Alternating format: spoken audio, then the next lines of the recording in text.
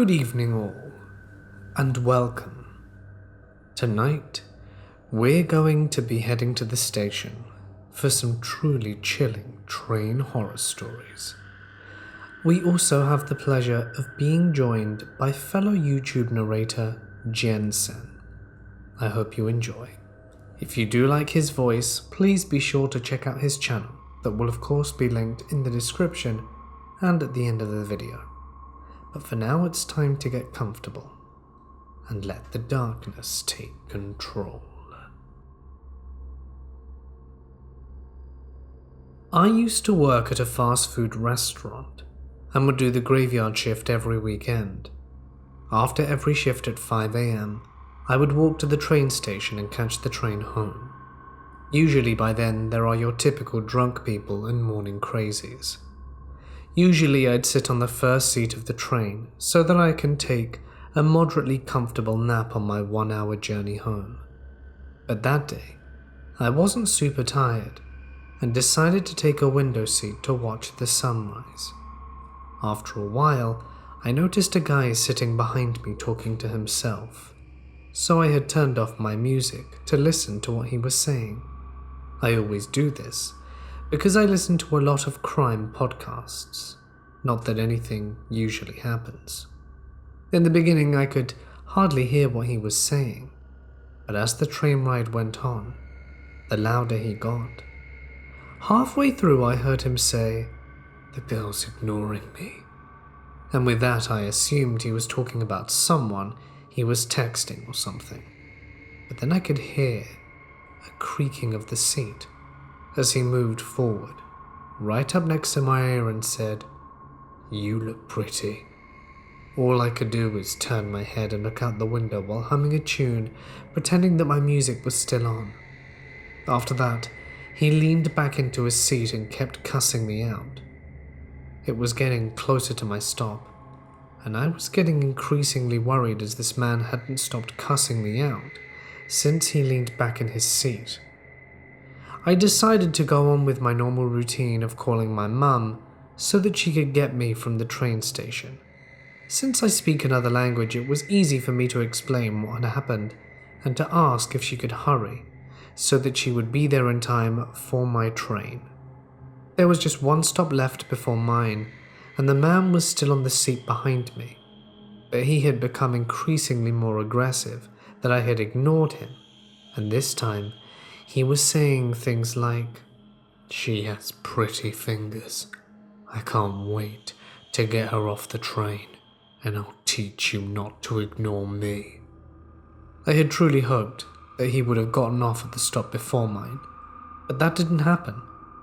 We pulled into the station, which was the final one on the line.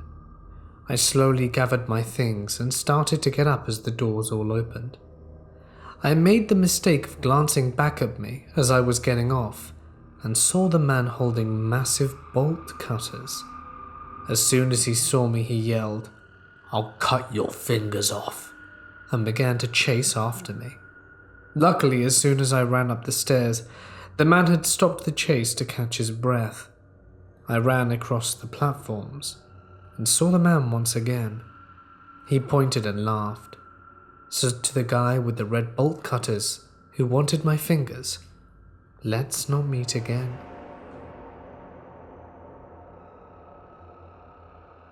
This happened to me 2 to 3 years ago. I was around 23 at the time. I am a female and I live in Romania. One night I was coming home from class. Master's classes start after 6 p.m. and end at 10 p.m. At around 11 p.m. I had to take the subway for about 12 stops. The destination I had to get off at was the end of the line for the subway. At that time, there wouldn't be many people in the subway. I'm a pretty lonely person. All I need is my headset and my music, and I'm good to go. Said and done, I plug in my music.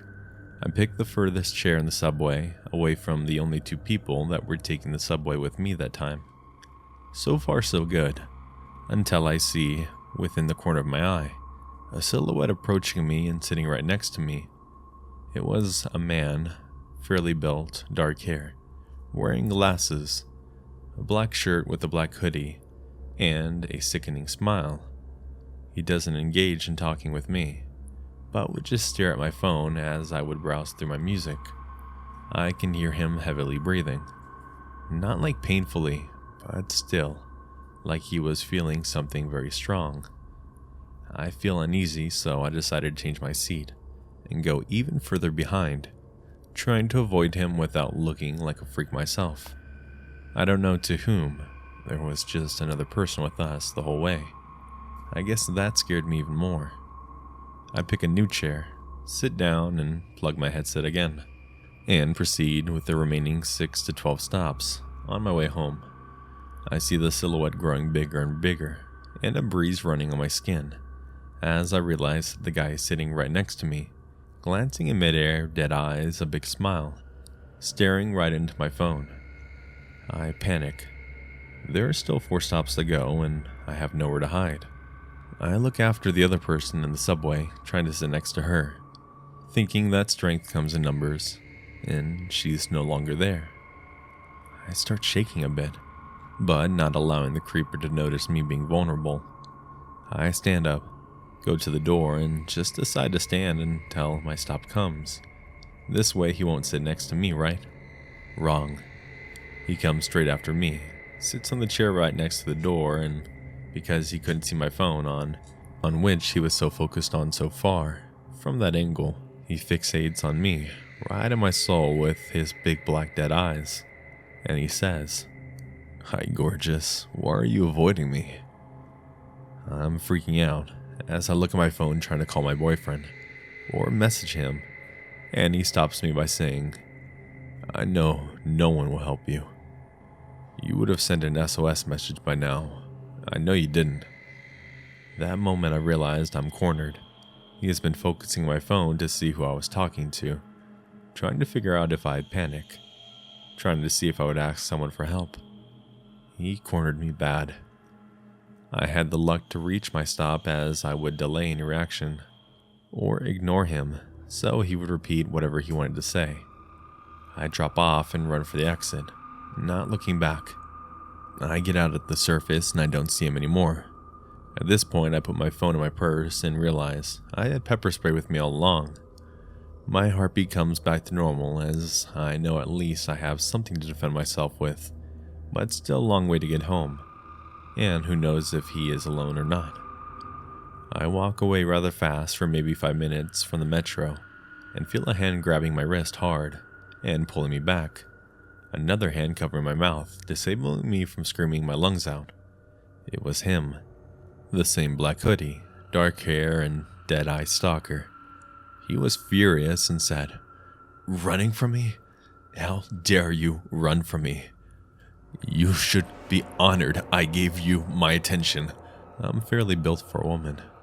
So I guess he thought men don't find me beautiful, or something, and should feel blessed a creep like him stalks me and tries to hurt me. Now my phone is in my bag. I can't call the police. I can't reach for the pepper spray. I panic. I can't punch him in the crotch. I can't scratch him, as I don't have long nails. His hand is still over my mouth. What do? I did the most desperate and disgusting thing I could think of just to save my life. I played along. I used my other hand to touch the inside of his thigh and mumble, "I'm sorry," while his hand was on my mouth. He took his hand off my mouth and I repeated that I'm sorry. I didn't realize he was just flirting. He left his guard down and took his hand off my wrist and asked me for my phone number and address to drop me off. But I refused, saying I'd rather add him on Facebook, and he agreed. I told him I'd reach for my phone, but instead picked the pepper spray and got him sprayed all over his face. Made sure I covered his eyes, nose, mouth, and even his ears and hands. He instantly got all red, suffocating from the pepper and swelling. I called the police and told them what had happened and what I did. They asked me if he is immobilized, and I said yes, as the effect wears off in 45 minutes. The police arrived there 5 minutes later to see me shaking like a leaf, and the man on the ground, swollen like a pumpkin, throwing up and swearing at me between his gasps of breath. He was arrested and the police told me that they had been looking for him for the past week, as they discovered the body of a 24-year-old woman in his apartment. Fairly built lady, about my same height and weight, red hair. I've got red hair too. The woman was his girlfriend, and ever since, he's never gotten back to the apartment. I do not know what he wanted to do with me. I can't understand why he targeted me due to the similarities, but stranger in the subway stalking a woman at midnight, trying to befriend them, or even worse. I hope to God you and I never meet again. I was waiting at the train station to pick up a friend of mine. I was early, so I decided to stand in the sun right outside of the station. A guy with a bicycle walked up to me asking in broken English if he knew how late the train would arrive. After I answered the question, he stayed around and started talking to me. Now I know that's not at all weird, but the things he would ask me and the way he acted just gave me a creepy vibe. Eventually he asked me if I would walk with him while he dropped his bicycle off. I didn't want to because the place to store bicycles at the station is very secluded, and to be honest, I didn't want to be alone with the guy. So I noped out and walked into the station. He started yelling at me, calling me names, but at that moment the train came in, and it got very busy, so he left. A few months later, I read this article in the local paper about girls being abused at the station. They had put a drawing of that guy next to the article, as he was not yet caught. It was the same guy. To this day, I'm very, very happy I didn't go with him, because the outcome would have been horrific. I've had my fair share of strange encounters, but this was the worst by far, mainly because I was on my own. I'm a 21-year-old girl. This happened a few hours ago. I'm from London, so I'm going to be calling the subway the Tube. I was at the tube station closest to my university, and I was waiting for the tube, obviously. I was trying to get a crisp packet open, and I ended up using a pen to make a hole in it since it wouldn't open. During this, I see in my peripheral some dude next to me looking towards me, but I try to ignore it. Once I get it open, I start eating. He waits a moment before waving at me. I take out my earphones to talk to him, because I thought he wanted to ask me for directions. That would have been the only reason why a stranger would want to talk to you in the UK. He's a short man, looking to be in his late 30s or 40s, and asks how to get to London Bridge. I say, "You're on the wrong side. You need to go to the other platform. Get off at the next stop, and from there you gotta get on the Jubilee line." He then decides to make conversation about something. I forgot. I was pretty taken aback, since I was expecting him to thank me and go to the other platform, since that's how people normally react to getting directions, and then ask me how to get to London Bridge again. I repeated myself. He goes on and asks if I'm Bengali. I didn't think too much of it because South Asian people always have stuff like that. I would know since I am of a South Asian heritage. Plus, the area that I go to university at is a pretty Bengali area, so it's not too weird of a thing to ask. I say that I am indeed part Bengali. He then starts talking to me in Bangla. I go on to say that I can only understand small phrases, and I can't even speak the language. Even so, he continues talking to me in Bangla. So, I just nod and respond to him by saying, before he stops talking to me. I assumed he's asking a question. I repeat myself, saying that I can't understand a lot of what he's saying. He goes back to talking to me in English, and then he asks me how old I am, what my name was, and if I'm single.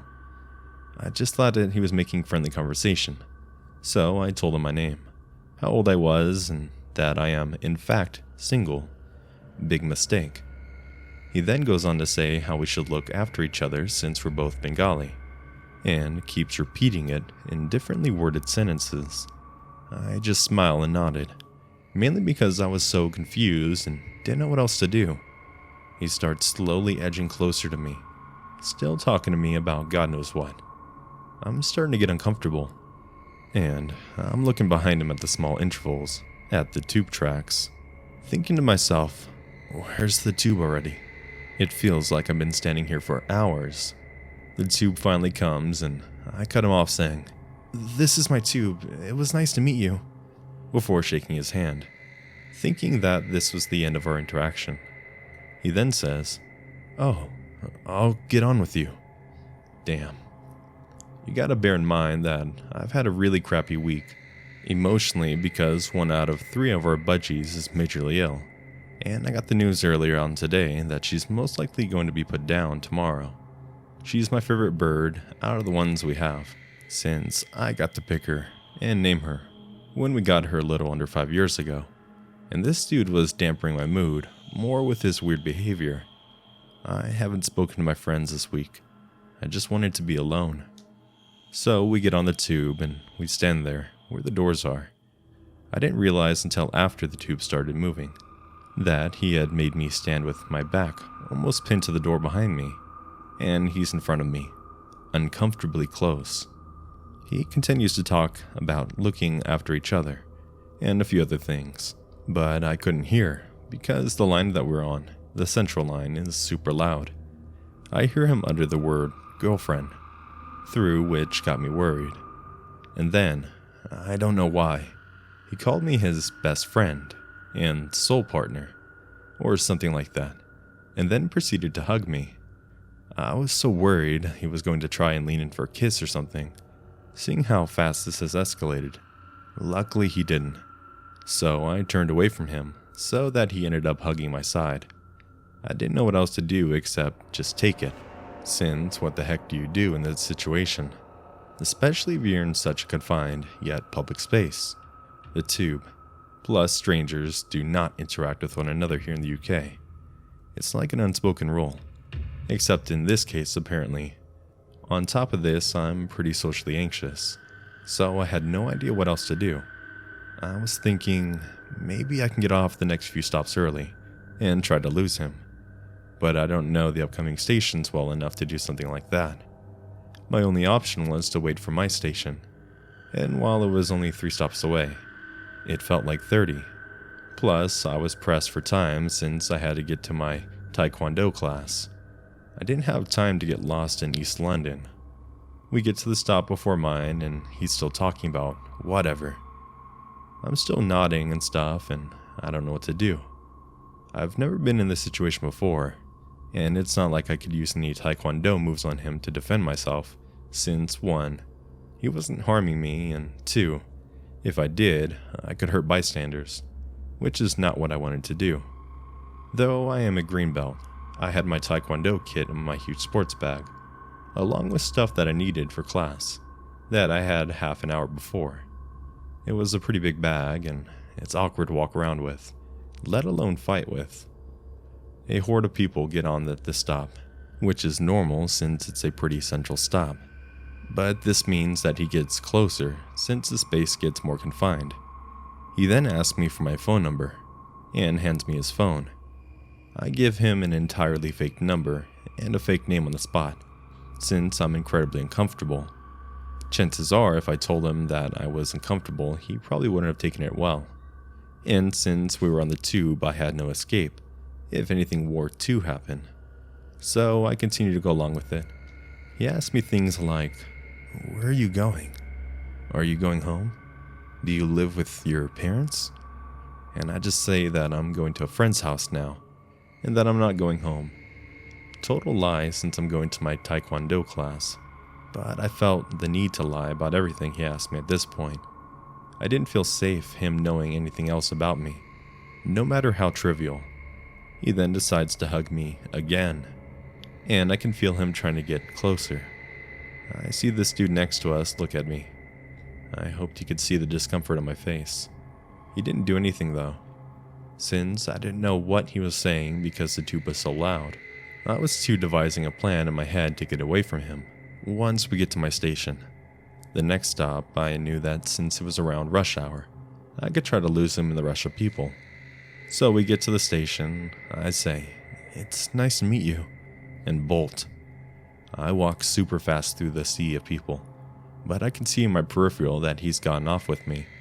I also realize that I'm going the wrong way and heading towards the Waterloo and City line instead of the Northern line, which is the changeover line I need to get to the Taekwondo class.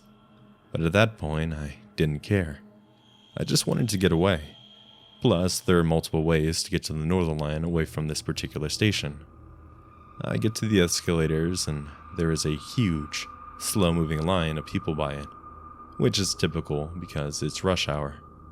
There's 3 escalators, one going up to where I need to be, one going down to where I currently am, and the middle one, which had no line and no people on it, because it wasn't working. Best believe I'm getting on that middle one and walking up fast. I get tired about 3/4 of the way up, so I slow down, and since I think there's no way he'd be able to catch up. The sea of people is brutal at rush hour, so people are destined to get separated and lost. Plus, the dude's my height. I'm 5'3", so I thought it would be easy to lose him. The minute I slow down, he appears right next to me, on the same escalator. I ended up trying to ignore him, but he talks to me once again, and we get to the ticket gates. He asks if I'm going out of the station. I say no. He says, "Okay, I'll call you." And I say one final, "Yeah, it's nice to meet you." Go through the gate and speed walk to the exit. I need to get back on track to the Northern line. That was the last I saw of him. I felt too gross and anxious for the entire journey to my Taekwondo class. It was a well-needed class. So, Allie, let's not meet again. When I was 13, a guy on the streets asked me if I had some money. This day I was in a good mood, and even if I was going to be late to school, I gave him €1. This could have ended here, but he followed me onto the subway. At first I didn't even notice him, but he sat just next to me. You must know now I'm a boy, but have a feminine shape. He started asking what my name was, how I was so cute, and if I really am a young boy. He told me that he would love to be my dad, and that he wanted me to be his submit. Fortunately for me, I arrived at my station and jumped off the train. But after school ended, he was still there waiting, looking at me. I decided that instead of taking the train, I would walk with my friends. I thought that he gave up, but as soon as I left them, he appeared again. So instead of leading him to my house, I slept at my friend's and never saw him again after that. I gained a few followers on Instagram who asked if I could be their friend and send pics of me, but I blocked them immediately. So creepy guy who followed me on a train, let's not meet.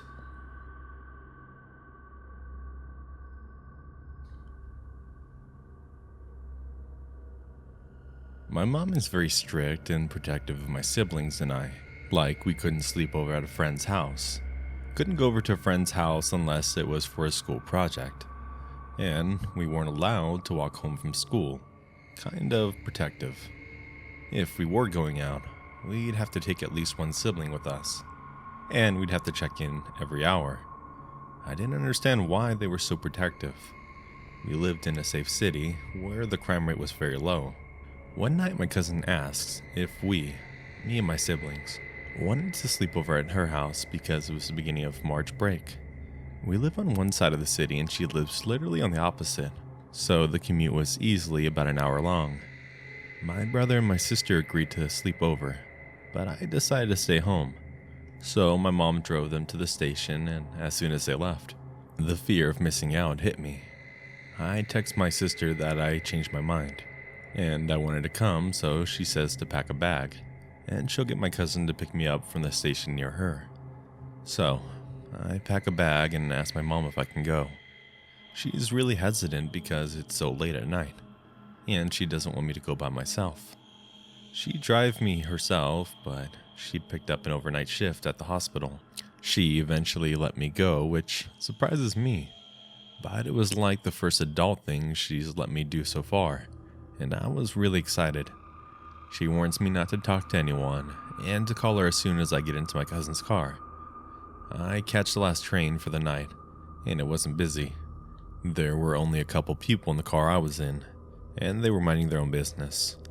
I pulled out my textbooks and started working on homework. We get downtown and it's a bit more busy, but not enough to warrant my attention. I have my head down for a good portion of the subway ride. That I didn't see someone take the seat right across from me, until he starts talking to me. "What are you working on there?"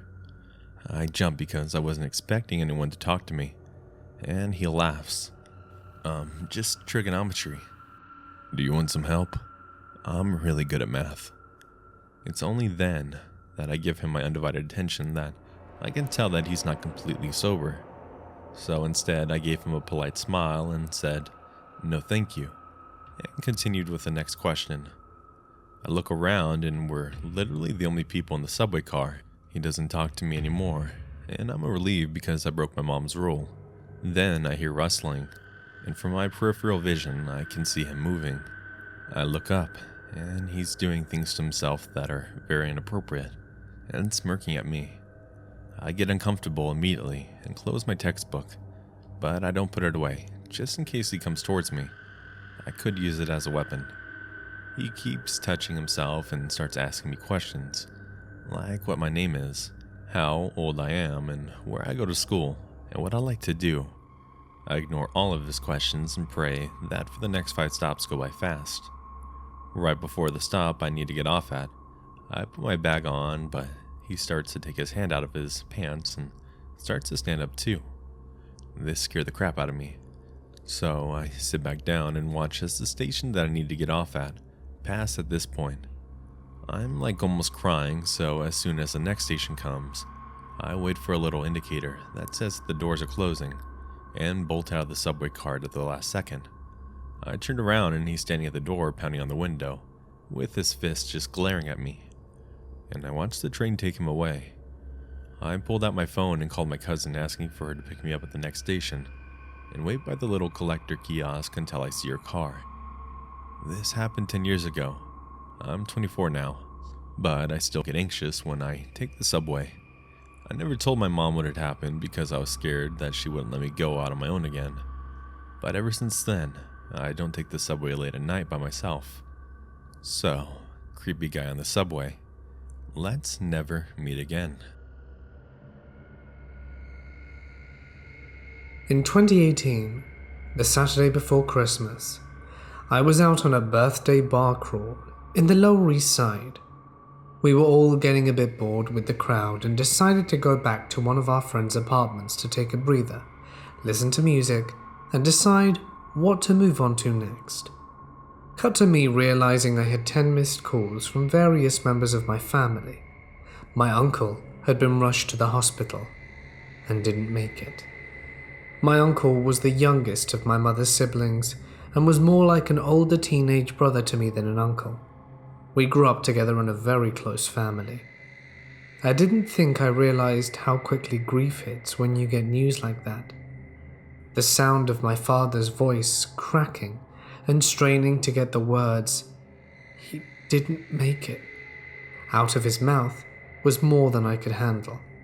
I crumbled into a pile of tears right in the middle of the kitchen. In a daze, I made my way back up to Harlem, trying to pull myself together and figure out what to do. I couldn't get anyone in the city on the phone.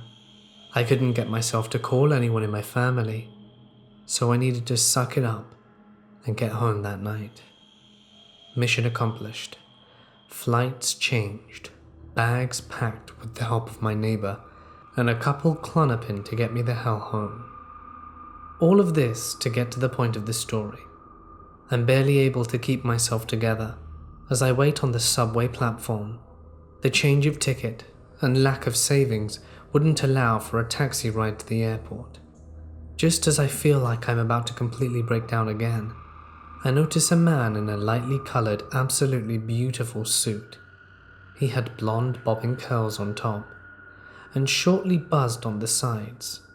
I turned to take a bit more notice. Then I saw his face. Strange to say, but I couldn't recall anything about it now. It's a blank space in very detailed memory. The only thing I can remember about his appearance was that he absolutely took my breath away. It wasn't an "oh my god, this man is so sexy" kind of way. It was the sheer admiration for the absolutely perfect and symmetrical face. So here we are, the only two people waiting at the stop on 145th. The man seems to be almost giddy with joy, as if he was seeing the world for the very first time. Not a crazed, forced happiness. He seemed as genuine as a child in Disney World seeing the Magic Kingdom for the first time. When we boarded the subway, he sat mirrored to me. I was in the far left seat and he on the opposite side of the train on the right. It was quite crowded, but I looked up at some point before our 125th stop to see that he was staring directly at me. It wasn't scary. It was as if he was waiting for me to finally notice him. All he did was look me in the eyes, nod his head in confirmation, and wink at me. It gives me chills to remember it. The comfort that washed over me felt like a warm embrace. I felt the security of a child who has scraped their knee, that feeling of mum making it all better. I was able to get myself home, head held high, and without the help of the Klonopin. I'm not a religious person. I've scoffed about God and I've felt resentful when anyone brings up their beliefs. I don't know how to explain it, but I have this deep feeling that I saw an angel that day. All alone and navigating through intense emotion, I truly feel this man was sent to give me the comfort and strength to get me home.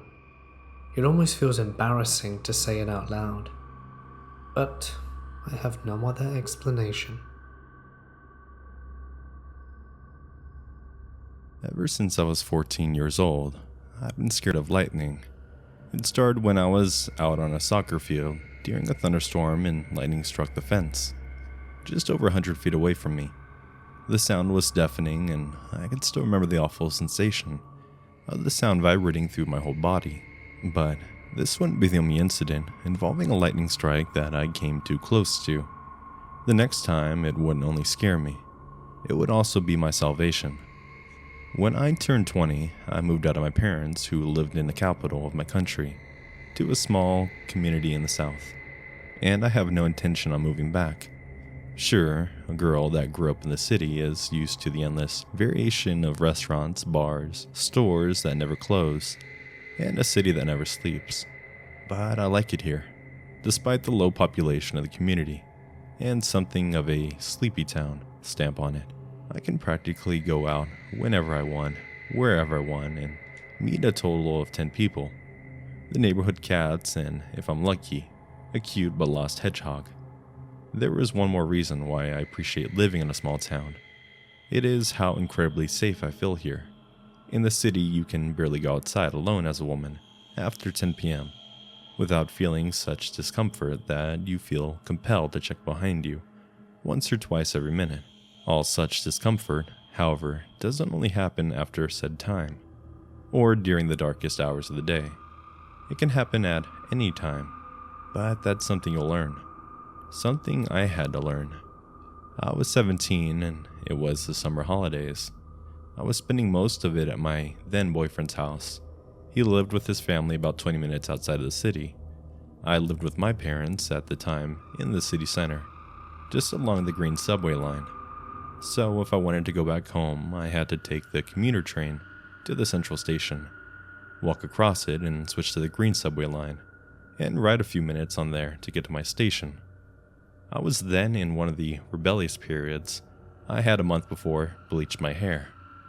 I loved it at first, but after a while my roots started to show, and I realized my mistake. My angel of a mother had gotten tired of my fuss over it, and booked me at a hairdresser, so that I can go back to my natural, deep brown hair color. The day for my appointment at the hairdresser came, and I was at my boyfriend's as usual, but I needed something for my parents' apartment first, so I put on my headphones and jumped on the commuter train. I switched as usual to the green line and sat near one of the doors that I knew would line up perfectly to where I would get off. I like to crowd watch when I travel, not to stare people out or anything like that, but just to look at people and think about where they're going, what they do for work, and maybe make up a story for them. It is a kind of game I often find myself playing on the subway or commuter train. I played that game that day. I looked around at people, and when there was one station left until my stop, my eyes stuck to a man who was sitting a few feet in front of me. He was tall, perhaps in his mid-30s. His hair was dark and scruffy, wearing dark clothes and big boots. He sat with his elbows leaning against his knees, crouching slightly down towards the subway floor. Today, I don't remember what my analysis or fictional story was of him, but I know I saw him. The woman in the speakers shouted out my destination, and I stood up and went to the doors and stepped off. When I got out of the doors of the station, I saw that it had started to rain, so I pulled my big hoodie over the headphones and started to quickly walk up to the apartment, which was only a few hundred feet from the station. The apartment is an old building with a large wooden door facing the street. The door has a glass plane that runs along the entire door, and when you enter, the staircase is entirely in marble, with an old wooden elevator with an iron lattice door that you have to close manually. When I got to the door, I put in the entry code and pushed open the door. When the door was swung aside, something was reflected in the glass. I turned around and saw the man from the subway standing behind me. At first, I was a little shocked that he was so close to me, but I assumed he was one of my neighbors or a neighbor's friend. I also assumed that he stood too close to me because it rained, and he didn't want to get wet. So I said hello and pressed up the door an extra time with my hip, while I took off my headphones. He did not answer. I went to the lift and pressed the button, but I heard that it did not start. So I assumed that the neighbors had opened the lattice door to park the elevator at the floor while they locked their door. I turned around and saw the man standing behind me, shaking. It was not a typical type of shaking that's common if you have a fever or cold, but more like a sporadic twitching. He stood there jerking with his head and his back as curved as he had on the subway, but this time his eyes were not on the floor. They were on me. He opened his mouth to talk, but only incoherent sounds came out, while the shaking and jerking became more frantic. "Oh, what's your name?" he said at last. I remembered my parents' words of wisdom to never tell your name to a stranger, especially one whom you feel threatened by. I wanted to tell him to go, but I felt like I was frozen, and provoking him might make the situation worse. I replied with a false name, and then he asked, "Do you live here?" I lied and answered that I don't, that I'm here to see a friend. I remember thinking I was smart. Now he didn't know my name or where I lived, I thought. But it was now that he started moving closer to me. I started backing. He must have seen the fear in my eyes, but he continued, scuffing towards me, and I heard the elevator engine start ticking, and that it was on its way down.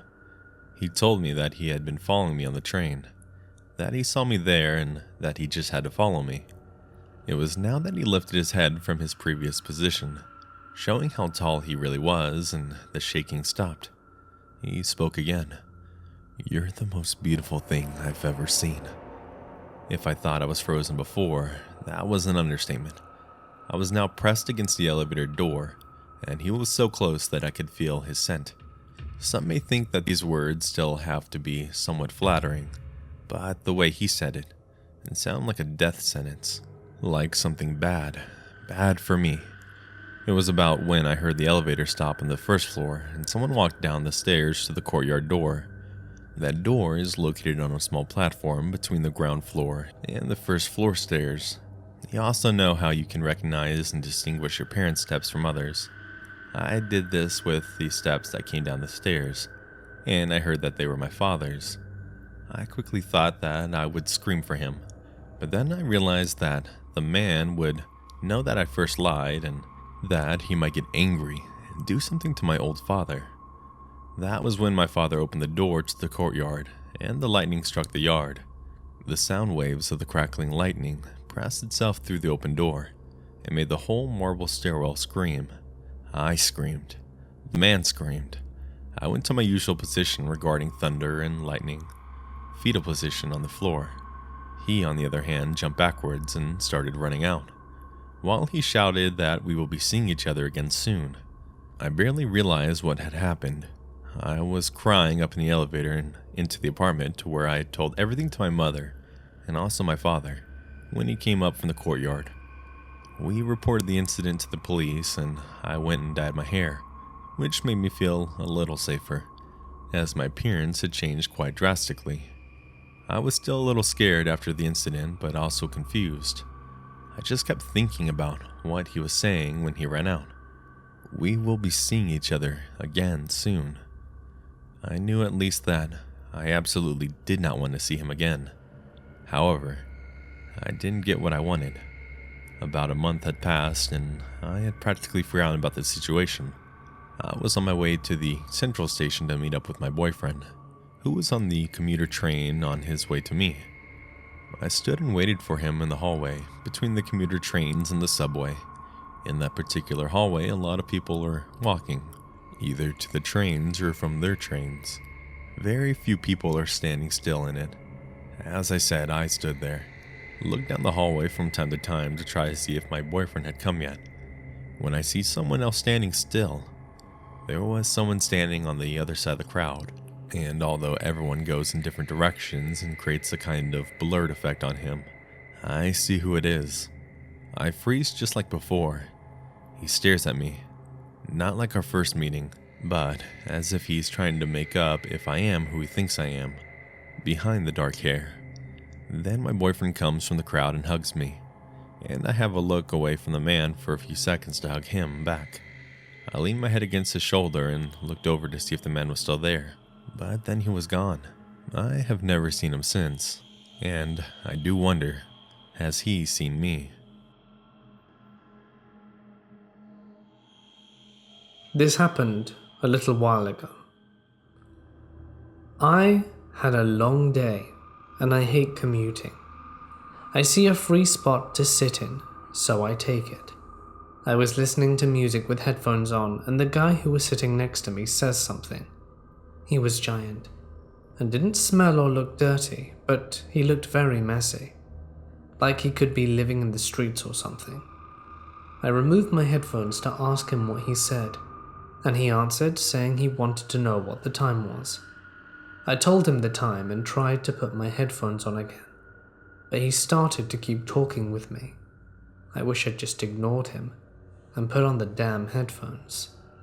He asked me if I could help him get up when we got to the final station, since he has a disability.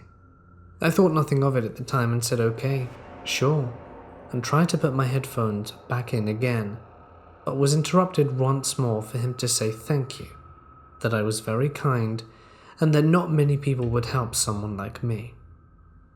I just said it was fine, when he kept insisting. You know, people don't really like to even see me when I walk the streets. It's hard. I felt pity for him and thought, it's just small talk. It's okay. Maybe he has some issues and just needs to talk to somebody. I'm always really paranoid when commuting, because where I live, stuff happens to girls all the time. So I have 1,000 eyes, and I'm looking back and kind of shocked that I didn't feel uncomfortable to this point, and tried to stop the conversation. Instead I said, yeah, I know people forget that people who have disabilities are a person like any other, and that they have lives. He stared at me for a second and said, can I hug you? My inner paranoia started to freak out. I kind of half hugged him, like gave him a pat on the back with one hand, but he insisted and said both arms. I was kind of shaken but tried to calm down, thinking that maybe it was just some mental issue. I'm feeling bad for him and saying to myself the guy was going through stuff. But then he did also reach up his hand up to mine, and he also wanted a high five, so I did that. He grabbed my hand and tried to lock his fingers between mine, and I was like, nope, and quickly took my hand out. I was planning on everything to stop there, but he kept on talking. After this, I wasn't invested in the conversation anymore, but he started talking more about his disability. He said he fell down the stairs when he was 5, so he lost mobility on his right side. I didn't really know this is possible, but then he reached his hand up to mine and said, see, I can't really move it. You heard that right. He reached his hand up to mine, moving it, and looking back at it, he hugged me with both his arms too. At this point, I was getting suspicious and paranoid. As time went by, he kept asking for personal info, like where did I go to study, what my name was, where did I live. I was clearly uncomfortable, and you could tell I was making things up. At one point, he mentioned he studied journalism at a private university, but then he also studied acting at the same university I went to. So he asked, "Do you go there?" I was kind of shocked and scared, to be honest, but we arrived at the final stop, and people were all around us, so I almost felt obliged to help him get up. As I'm helping him, I notice he barely leans on me, and can stand perfectly well. I try to get off the train as quick as possible, but he grabs me by the arm. I take my arm off and say, "Oh, sorry, I just gotta go." He was about to ask me where, but I was already gone. I don't know if he had a disability or not. Didn't seem like it. And who knows what his intentions were if he was trying to stick me around. I'm glad I got out of there fast.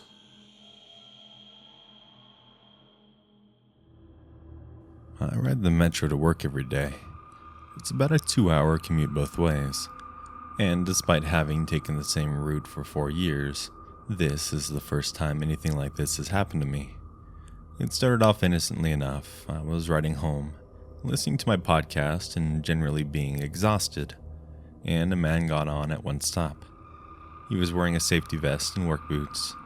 This wasn't weird in itself. Construction workers often hop on, and you see a lot of them, especially since our metro is always under construction during summer. It did draw my attention at the time though, enough so that I looked up. I turned back to my phone after glancing at him, but apparently not fast enough. We made eye contact and he said something. I took my headphones off. "Excuse me?" I said, "Do you know what time it is?" I looked at my watch and gave him the time, and started to put my headphones back in before I could press play again. "Do you know what university is around here?" Okay. The guy didn't look uni age, but I figured he still had the right to ask. That maybe he was meeting someone. I was already starting to get a bad vibe, but I pointed out to 2 universities that I knew about and thought it would end the particular conversation. No luck. He moved so he was sitting behind me. He started rattling on about how he wanted to go back to school for criminal justice, no less. I was incredibly uncomfortable and tried to turn so I could see him better, which I guess he took as a sign of interest. He brought up his son, who was in his 20s, and his wife, who had left him, and his other wife, who also left him and he had a daughter with. I responded mechanically, too tired to keep up with the conversation and painfully conscious of the fact that my stop was about 40 minutes away, and that no one else in the car seemed to be paying this any attention. I guess I could have moved seats, but it's something that didn't occur to me at the moment. I was still trying to convince myself that this was a normal conversation. A guy was just trying to pass the time to his next stop. The conversation turned to me. He wouldn't stop telling me how pretty I was and asking me questions about my life, which I kind of verbally battled aside. I finally told him I was in school, and he faked his surprise. "You're younger than my son? But you talk so grown. You're younger than him." Yeah, no duh, dude. I don't look old, and I was wearing my glasses, which I have constantly been told make me look like I'm still in high school. I thought maybe this would make him back off, but no dice again. He really started piling on the compliments. The conversation started to look a little bit like this. "You're so pretty. Thanks." "No, really. You're so pretty. You have a boyfriend?" "Yep." "Wow, does he tell you that you're pretty?" "Yep, all the time." What kind of stuff does he tell you?" And just on and on like this. I got called pretty about 10 times in a minute. At this point, I was getting pretty freaked out and texted my dad to pick me up at my stop. Usually, I'll walk home. While I was texting, the guy leaned over the seat towards me. "What's your name?" I kind of batted that one off too, so he decided to try from another direction. "Okay, well, I work most of the week and I'm only available on Saturday. So, can I call you? What? I told him. I didn't give out my number. And he got insistent. Only a few stops left till my stop though. So I figured if I kinda shut down, he might leave me alone. I gave him a hard no, and then stopped responding. He sat in silence behind me for a while. I popped an earphone back in. I thought that maybe it was over. You know, I can tell you're pretty without your glasses. God dang it. If you've been following the story, you can probably guess the pattern by now. Next couple of minutes, compliments. That were very thinly disguised attempts to get me to take my glasses off. Literally all I was saying at this point was yes, and thank you, and glancing at the stop counter. Suddenly he got up. At first I thought he was going to sit next to me and prepare to finally get up and move. Too little too late, I know. But he said, "This is my stop," and stuck out his hand. I was so relieved that he was leaving that I took it. Biggest mistake of my week. Before I could react, he took my hand and rubbed it all over his face. I'm talking all over. Eyes, cheeks, lips. I got a guided tour. I went numb, and I'm pretty sure my face just kind of crumpled in disgust. He let go and I was still sitting there, just looking at my hand like nothing. I cannot describe how disgusting it was. I could feel his face all the way home. He said, "It was nice to meet you," and left, cheerful as anything. I spent the first 10 minutes at my house running my hand under hot water. So, Metro guy, let's not meet.